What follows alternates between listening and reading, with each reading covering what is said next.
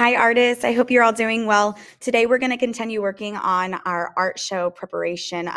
Our theme for our art show this year is all about pirates in the ocean. We actually started a project last time we were together. We're creating some ships in a bottle. So in order to get started for this, you are going to need some scissors and glue today. We are first going to go ahead and cut out our ship in a bottle shape itself. If you were not here, I made sure to leave some extra ones on our supply table for you. So you're going to want to make sure that you grab one of those first.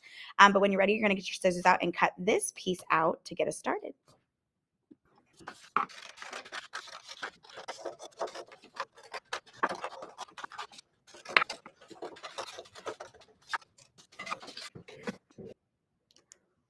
All right, artists, remember to go ahead and throw away your trash after you're done cutting out your project. That way it's going to keep your space nice and neat and tidy. We are actually going to be tearing waves from our wave painted paper that we started. It's important that when you tear these waves that you're holding one hand down on your paper while tearing the other. The reason we're tearing them is because when you tear this paper, it actually creates a sort of foam white tip at the top. When waves roll over in the ocean, they create that sea foam cover at the tip of their waves. So this is going to kind of resemble that white puffy stuff that's at the top of a wave. So you're going to tear as many strips as you'd like. I like to tear mine as long as I can. I think it just makes it easier for gluing. However, some friends like to make some shorter pieces too. And I find it's easier just to go ahead and tear all at once before you're ready to glue. Now I will warn you guys, a lot of my glues have been refilled, but there are still some that are missing quite a bit of glue. So please make sure you're sharing about 2 or 3 glue bottles at each table. There's really no reason that we can't share these. You only need them for a little bit of your project. We're gonna glue our pieces down on our paper. So I don't want to really go past this line right here where the tip of the edge of the bottle is. All of this space is gonna have our ocean waves in it. To glue these on, you just use our dot dot rule, and I like to put actual glue on the piece that I'm gluing instead of on the paper. Shouldn't need too much glue for these. However, you do want to make sure they stick on there quite well. And I'm not even going to worry about trimming my pieces. I'm just going to lay them down and overlap the edges, because when I'm done today, we'll flip these over and trim off any pieces that we do not want on there. So I'm going to just kind of slowly but surely glue each piece down. And I feel like the more layers you have, the more realistic these waves are going to look.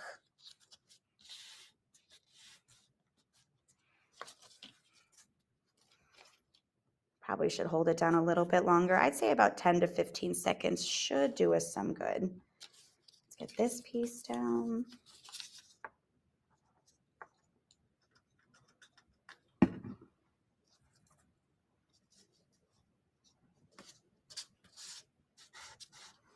I'm going to go ahead and trim off this piece right here just because it's trying to get in my way just a little bit. Let's do maybe one more down at the bottom, and then I think I need one piece over here on this side. For this one, I'm going to go ahead and put some glue down here just to ensure that I only put glue on the piece that I need.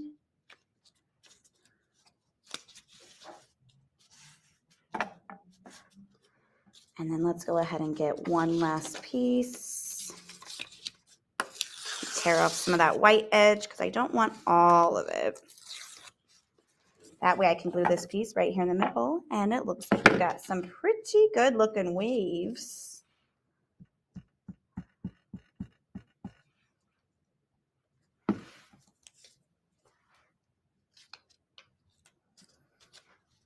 All right.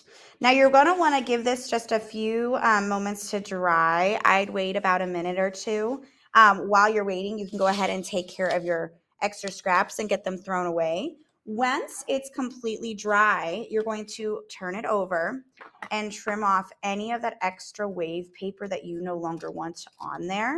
You do want to be careful when you're doing this that you don't accidentally cut off any of your bottle background paper. And of course, a step that Miss Pape forgot is to go ahead and write her name on the back since we cut off our name earlier. So you do want to make sure that you get your name on these before you turn them in today. And there you have it. It should end up looking just like this when you guys are done. These do want to go on the drying rack so they can go ahead and dry. Once you're ready to move on to the ship making part, you can go ahead and press play on this video again. However, depending on how much time you guys have today, you may not get to the ship building part, and that's okay. If you do have time though, feel free to watch the video. If you don't have time, these do need to go ahead and head to the drying rack. All right, artists, if you're moving on with the video, it's because that you are on the second step, which is going to be building our ships out of Model Magic. Each student will be getting the exact same amount of Model Magic. Each of you get your own bag. This should be more than enough for you to build a ship, as well as add some designs, details, maybe even add some oceanic creatures like fish and seaweed and things on the ocean waves as well.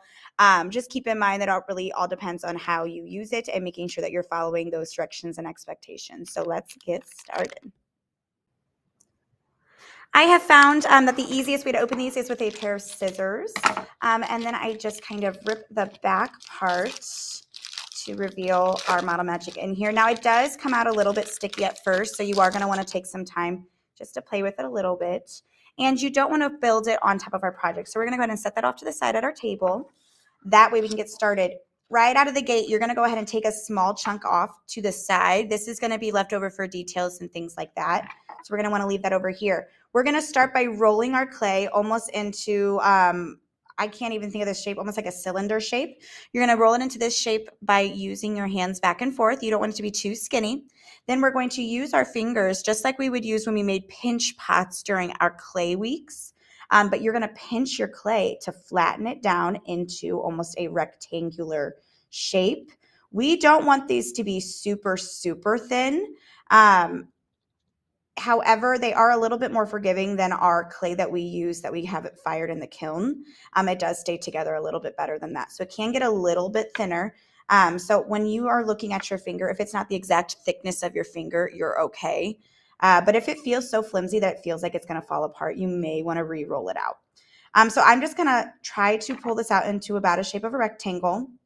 Then what we're going to do is take a pair of scissors and we're going to cut at 2 angles. We're going to go to this side and then to this side. By cutting at these 2 angles, it actually helps me build more of a rounded shape because then I can start kind of pointing out and building the bottom curve for my boat and my ship. I did provide some pictures of examples of ships, so you may be wanting to make a very specific type of pirate ship, and that's okay if you do. I'm going to make mine more of just a generic regular pirate ship. So I've got almost that boat shape. It kind of looks like almost like a hat. If you were to flip it upside down, it looks like a pirate hat. But if you've got that shape, you know that you're doing all right. Some detail ideas that we could do. The first thing, we could create little ammo holes. They look like almost little Cheerios. We're going to do that by making something called a coil. So just like we rolled out this clay, you're going to take your next clay piece and roll it as thin as you can. Now this piece is probably a little too big for just one, so I'm actually going to cut it in half. And I'm going to take my clay and roll it into almost like a Fruit Loop or a Cheerio. Makes a little window, that's perfect, and then I can lay it down on my clay. I think I'm going to do maybe 1 or 2 more for those. Here's another one. Roll it up. Cheerio shape. And set it down. A lot of times ships also have some railings at the top. If you wanted to make something like that, you would want to take a little bit bigger of a chunk and roll it out into a really, really skinny coil. Coils kind of look like snakes. So if you're rolling it out into a snake, you know you are doing it correctly. And I think I'm going to thin this out just a little bit more. Maybe take off that end. Sometimes you can roll it out on your table too. And for this railing, I'm actually going to turn my ship upside down. Try not to smash it. Lay this rail up here until I get the length that I need. Trim off the edge. Then what we're going to do is connect this piece to the ship with tiny, small pieces of little mini coils. And you can use some of the coils that you already made. You might have to roll some more out. Notice I'm not having to push down super hard because I don't want to smash those windows. If you're worried about smishing any of the designs underneath, maybe do this railing ahead of time so then you're not having to worry about it too much.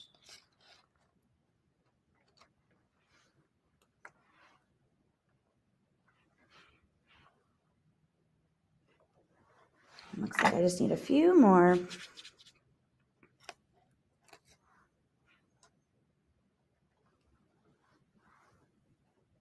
I'm gonna add one more piece down here at this side. Perfect, then I can turn it over. And I've got a nice looking pirate ship. Now I still have extra clay, so I could totally add maybe some designs on my ship. I could give it a name. I could add a little anchor on this side. Okay, artists, once you have your boat finished up, what you're going to do is write your name in the corner of one of these pieces of paper. These are all on our supply table. You want to make sure that it's down in the corner because you don't want your boat getting stuck on your name. And don't forget to add your class code. I've got a lot of third graders and I need to make sure that I know which class this is. I'm going to pretend that this one is Mrs. Kepford's class. So I'll put 3K. All you're going to do is settle your boat right on top.